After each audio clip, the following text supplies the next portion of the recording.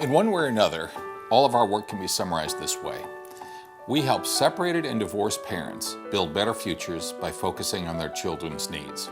In a sense, it's obvious that the children should be the focus. Children have enormous needs during this time, and when parents focus on their children's needs, not only do their children do better, parents do better themselves. A very difficult problem that creeps into these cases, though, that can disguise this better way for parents is that so much misinformation comes to parents in our society about how these difficult times are supposed to be handled. So many parents get messages that this is a time for a fight, it's a time for a legal fight, it's a time for pointing blame about the past.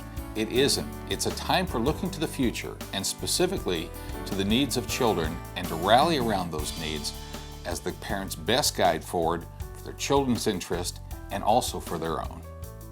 In difficult times during divorce and separation, parents need to really step away from the action and sit down quietly by themselves, and this is where the website preparation comes in very handy, because when parents do this preparation alone, they're better able to focus on their children, and the websites help teach them why it's important to focus on their children.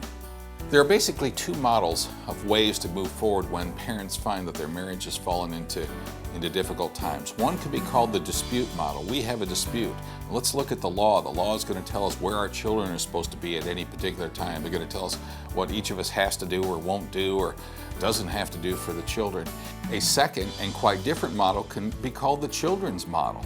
And this is where parents are asked to do exactly what they would do if they'd stayed happily together, and that is look at all the things that they would do for their children. And the children model of resolution of family disputes says, what am I willing to do to make sure that the children have great childhoods so they can have great adulthoods?